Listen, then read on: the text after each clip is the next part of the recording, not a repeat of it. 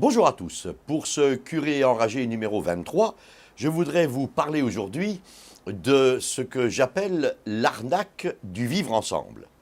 Une expression presque mythique, en quelque sorte, le vivre ensemble, mais qui finalement n'a aucune consistance et qui, comme le dit Finkielkraut, finalement a abouti à ce qu'elle soit inconsistante mais contraignante. Une inconsistance qui contraint. Pourquoi je dis ça? Eh bien parce que si l'on veut parler d'un vivre ensemble en société, dans la société française, encore faut-il que l'on base cette notion, cette réalité que l'on voudrait voir apparaître sur un tronc commun, sur quelque chose qui est commun à tout le monde et qui permet de vivre ensemble. Et puis aussi parce que on ne peut pas vivre ensemble sur des bases mensongères, sur une anti-vérité. Il faut que le vivre ensemble soit basé sur une réalité et sur une vérité que l'on exprime au sujet de cette réalité.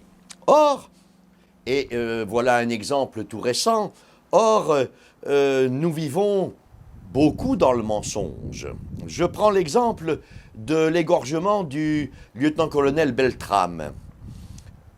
L'AFP, à la solde du gouvernement Macron, avait commencé par nous dire que le lieutenant-colonel avait été blessé par balle.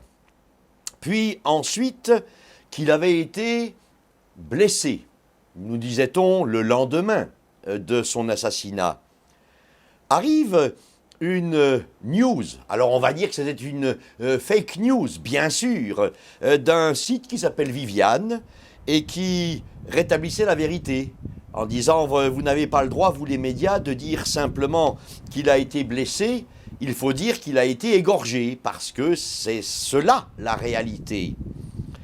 Et les médias n'ont pas voulu croire, ou n'ont pas voulu dire la vérité, diffuser cette vérité. Ainsi, quelques heures après, on nous parlait simplement du fait que le lieutenant-colonel Beltrame aurait été poignardé au cou. C'est le Parisien qui disait ça le 26 mars.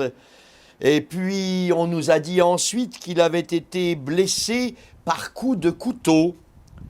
Puis ensuite encore qu'il avait finalement été blessé et qu'il souffrait d'une plaie à la trachée et au larynx par arme blanche.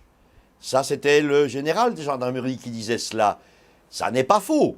Mais pourquoi ne pas dire les choses simplement, clairement, avec les mots qui sont adéquats? Le lieutenant-colonel Beltrame a été égorgé. Point final, point à la ligne. Il a fallu 48 heures pour que finalement les médias emploient le terme égorgé. C'est cacher la réalité, c'est travestir la réalité par un emploi de mots. Un emploi de mots qui vont, parce que on est dans une logique de peur islamophobe, alors on va dire pas d'amalgame, alors on va dire que, eh bien voilà, il y a une plaie de la trachée et du larynx, tout ça pour dire que la personne a été égorgée. Égorgée selon l'usage mahométan. Autrement dit, on voudrait établir un vivre ensemble sur ce genre de processus, en utilisant ce genre de processus. Et on arrive finalement à maquiller la vérité, soit à la retenir pendant un temps certain, soit même à finalement l'omettre. Et l'on s'imagine que le vivre ensemble pourra avoir une consistance dans cette situation où la vérité est remplacée par le mensonge ou par l'omission, ce qui revient presque au même. on nourrit finalement le vivre ensemble par le mensonge. Et il n'y a pas que moi qui le dis. Il y a Paul-François Paoli, je vous recommande la lecture de son livre « L'imposture du vivre ensemble » aux éditions de l'Artilleur. Paul-François Paoli, qui est un journaliste et un chroniqueur au Figaro littéraire, et qui attire lui aussi notre attention sur ces concepts sémantiques, ces mots qui ont des nuances très précises dans notre langue, mais qui vont être vecteurs d'une idéologie. Et en l'occurrence, cette idéologie fondée de toutes pièces que l'on appelle le vivre ensemble, sans aucun respect pour la réalité. Alors on trouve des mots qui sont des espèces d'incantations finalement quasiment magiques dans le langage gouvernemental ou dans le langage médiatique. On parle de fraternité, mais on ne donne jamais un sens à cela. Et puis qui dit fraternité dit qu'il y a un père commun. Voulez-vous me dire quel est le père commun en ce moment dans la société française? Voulez-vous me le dire? Et puis on parle par exemple d'antiracisme. Et alors, dès que l'on sort du politiquement correct ou de la pensée unique, on est raciste. Alors il y a le mot magique, l'antiracisme, pour mieux nous laver la cervelle. C'est comme le mot tolérance, on l'emploie à toutes les sauces. Alors que la tolérance, comme le dit si bien saint Augustin, c'est l'acceptation de souffrir de l'erreur de l'autre. Mais l'autre commettant une erreur. Simplement, on accepte de souffrir de son erreur, à cause de son erreur. Ça n'est pas la tolérance qui consiste à dire qu'on peut tout faire n'importe comment, n'importe quoi, tout dire, le faux, le vrai, le gris, le blanc, le noir, tout ça ensemble, dans une espèce de melting pot, en quelque sorte, qui finalement, là encore, devient totalement inconsistant. Des concepts donc sémantiques vides, une espèce de nominalisme, on joue avec les mots entre eux en quelque sorte, mais on ne dit rien finalement. Et c'est bien cela, le vivre ensemble. Deux beaux mots, mais qui, dans la réalité, ne correspondent à rien. Parce que on profite de la bêtification, en quelque sorte, que les médias, à longueur de journée, réalisent pour nous, envers nous. Alors, quelles seraient les solutions? Une première solution, c'est celle que prend la pensée dominante, le politiquement correct, à savoir un syncrétisme imposé. Le vivre ensemble, ce serait un syncrétisme, rassembler tout et son contraire, que l'on nous imposerait, bien sûr, et qui serait finalement antinaturel.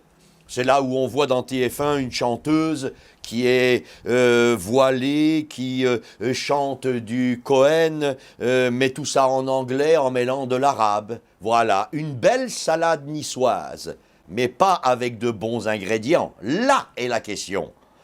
Deuxième solution, c'est Finkielkraut qui en parle. Et il faudrait aussi écouter Zemmour là-dessus. Finkielkraut dit que finalement, la solution pour donner une consistance au vivre ensemble serait de supprimer le fossé de communication entre les cultures. Il est finalement là-dessus assez modéré, Finkielkraut. Il dit le multiculturalisme peut-être, mais alors à ce moment-là, il faut qu'il y ait des dialogues entre les cultures, entre la culture mahométane et la culture chrétienne, entre la culture de la consommation et la culture de la vérité, etc., etc. Et puis, une troisième solution qui, à moi, m'apparaît la plus réaliste, la plus juste, à savoir, si l'on veut que cette expression du vivre ensemble soit autre chose que des mots, soit autre chose qu'une arnaque, alors il faut baser, faire vivre, réaliser cette expression par l'instauration d'un monde commun. c'est dans la mesure où il y aura un monde commun qu'il pourra y avoir un vivre ensemble. Autrement dit, c'est aussi instaurer, réinstaurer, restaurer un récit national. Parce que comment vivre ensemble sans un passé commun? Comment vivre ensemble sans recevoir du passé pour transmettre et construire l'avenir? Comment vivre ensemble sans passé et sans avenir? Bien sûr, Finkielkraut va remarquer cette angoisse identitaire qui est un des éléments qui empêche, qui pourrait empêcher le vivre ensemble. Mais là encore, rappelons-nous que cette angoisse identitaire, elle est tout à fait légitime face à la mondialisation, au déracinement culturel auquel nous assistons d'une manière systématique. On déracine les jeunes de leur passé. Il n'y a qu'à voir les programmes d'histoire, les réformes que Benkassen avait essayé de faire passer, etc., etc. Et puis, si l'on veut un vivre ensemble, il faut aussi sortir d'une espèce de religion humanitariste, plus ou moins gauchisante, qui finalement va promouvoir l'idéologie de la repentance. Les Français ayant une haine envers eux-mêmes, une haine envers leur histoire, une haine envers leur intelligence, une haine envers leur rôle dans le monde. Finalement, cette idéologie de la repentance qui nous donne la nausée d'être français, alors que nous n'avons absolument rien à, je dirais, envier à d'autres nations, premièrement, et deuxièmement, nous avons un passé glorieux. Quand on nous dit, par exemple, que la colonisation de l'Algérie, c'est épouvantable, c'est ceci, c'est cela, et qu'on se rend compte que dans les comptes de l'État français à l'époque, c'est nous qui avons financé, et on n'a rien, en quelque sorte, excusez-moi l'expression, sucé aux Algériens, dans le sens où ça n'a pas été une exploitation des Algériens, mais une exploitation des impôts des Français. Ça, oui. Autrement dit, il y a bien des choses à remettre à leur place. Et ainsi éviter cette idéologie de la repentance. Finalement, cette propension que nous avons à tout le temps et complètement vivre dans du victimaire. Il y aurait les autres cultures qui seraient les victimes et nous qui serions les grands méchants. Voilà, il y a les blancs, c'est les autres, et nous, on est tout noirs. Nous, on n'a fait que le mal. Eh bien non. Alors, devant ces fausses solutions par rapport à un vivre ensemble, je le disais, c'est par la recherche d'un bien commun à tous les habitants de notre pays. C'est par la recherche d'un monde commun, autrement dit d'une assimilation des étrangers qui voudraient séjourner dans notre pays et s'y installer ensuite d'une manière stable et définitive. C'est par là que l'on pourra donner un petit peu de consistance à cette expression qui pourtant paraît si belle, le vivre ensemble, mais qui ne correspond pour l'instant à rien du tout dans la situation française.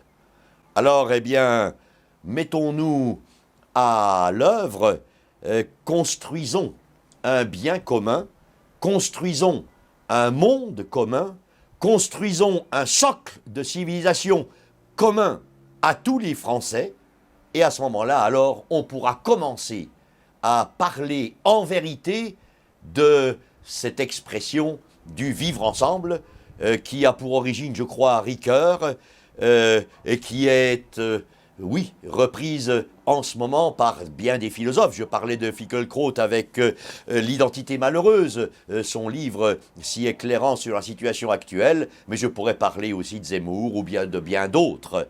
À nous de faire la vérité et de bâtir une possibilité de vivre ensemble dans notre pays de France sur quelque chose de vrai et non pas sur des idéologies qui ne garderont pas le cap, qui ne subsisteront pas par le choc de la réalité que nous allons connaître.